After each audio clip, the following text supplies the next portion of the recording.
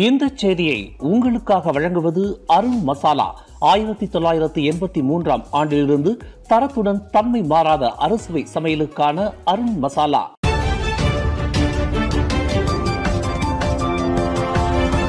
வணக்கம். திசைகளின் ஒரு மணி செய்திகள். முன்னாள் பிரதமர் இஸ்மாயில் சப்ரியின் முன்னாள் அதிகாரியின் வீட்டில் 10 கோடி ரிங்கெட் பறிமுதல்.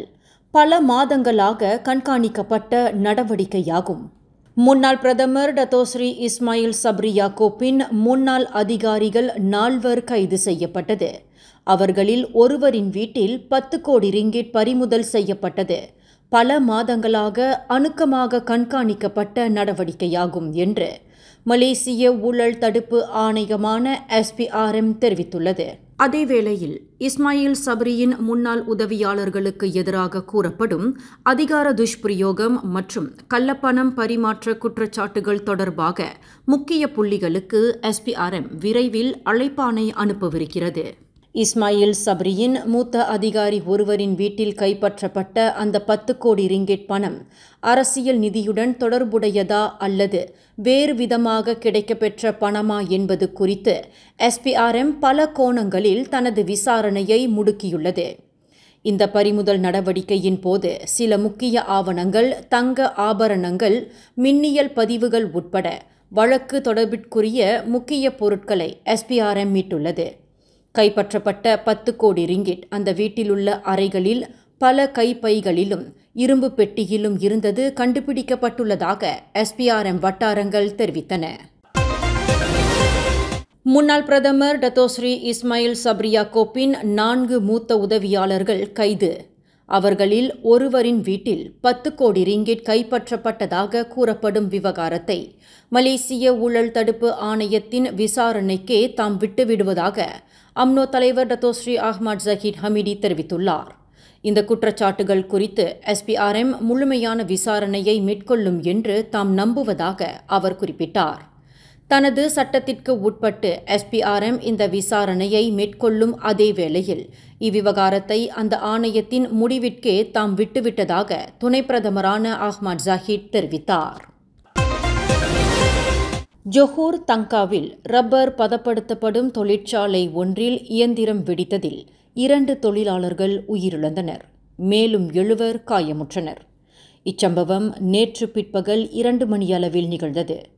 ரப்பர் பதப்படுத்தப்படும் அந்த தொழிற்சாலையில் உள்ள 5 இயந்திரங்களில் ஒன்றில் தொழிலாளர்கள் பராமரிப்பு பணியில் ஈடுபட்டு இருந்த வேளையில் எதிர்பாராத விதமாக அந்த இயந்திரம் வெடித்தது என்று பூர்வாங்க விசாரணையில் தெரியவந்துள்ளது என்று தங்கா மாவட்ட போலீஸ் தலைவர் ரோஸ்லான் முகமது தாலிப் தெரிவித்தார்.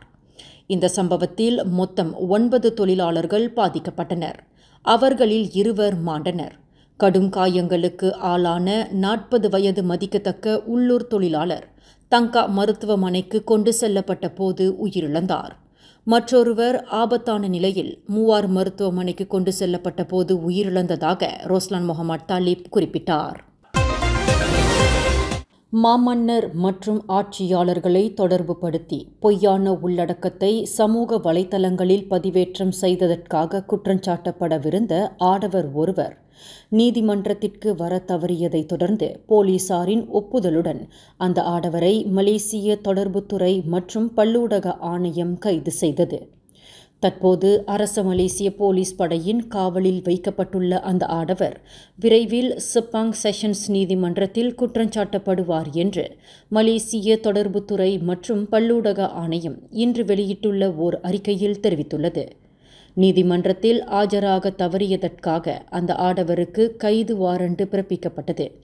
அதன் அடிப்படையில் அந்த நபரை நேற்று கோலாலம்பூரில் கைது செய்யப்பட்டதாக அந்த அறிக்கையில் குறிப்பிடப்பட்டுள்ளது.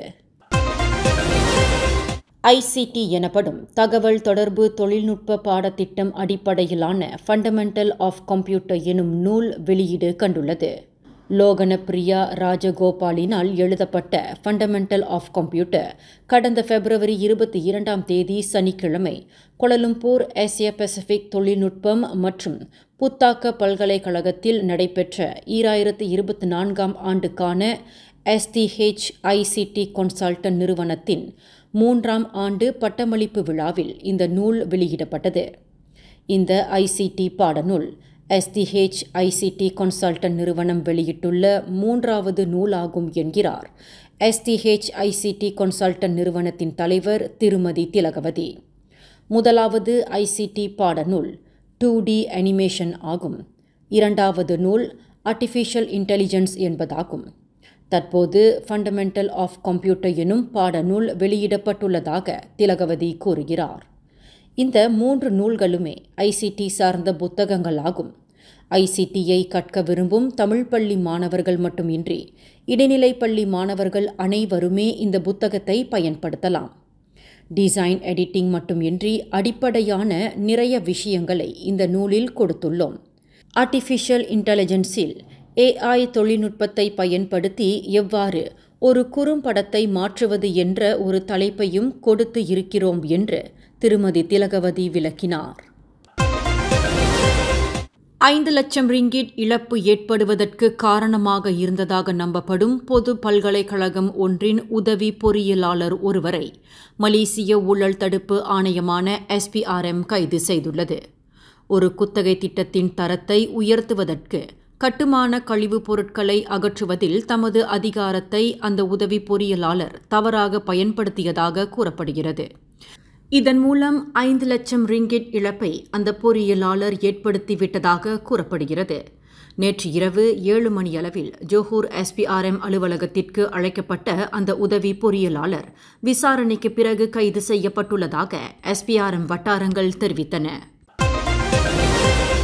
சுங்காய் புலோ சிறைச்சாலையில் தாங்கள் சித்திரவதைக்கு ஆளாகியதாக சோஸ்மா கைதிகள் தெரிவித்துள்ள புகார் தொடர்பில் போலீஸ் புகார் செய்யப்படுவதற்கு அவர்கள் தங்கள் வழக்கறிஞர்களுடன் போலீஸ் நிலையத்திற்கு செல்ல சிறைச்சாலை இலாக்கா அனுமதிக்க வேண்டும் என்று சோஸ்மா கைதிகளை பிரதிநிதிக்கும் 2 வழக்கறிஞர்கள் கேட்டுக்கொண்டனர். சோஸ்மா கைதிகளை முன்னிறுத்தியே இப்போலீஸ் புகார் செய்யப்படவிருப்பதால் வழக்கறிஞர்களுடன் சோஸ்மா கைதிகள் போலீஸ் நிலையத்திற்கு கொண்டு வரப்பட வேண்டும் என்று வழக்கறிஞர் ராஜேஷ் நாகராஜன் தெரிவித்தார். கடந்த வாரம் 32 சோஸ்மா கைதிகள் மீதான வழக்கு விசாரணை கில்லான் உயர் நீதிமன்றத்தில் நடைபெற்ற போது சுங்காய்புலோ சிறைச்சாலையில் தாங்கள் கடுமையாக தாக்கப்பட்டதாக நீதிபதியிடம் அவர்கள் நேரடியாக புகார் அளித்து இருப்பதை வழக்கறிஞர் ராஜேஷ் சுட்டிக்காட்டினார்.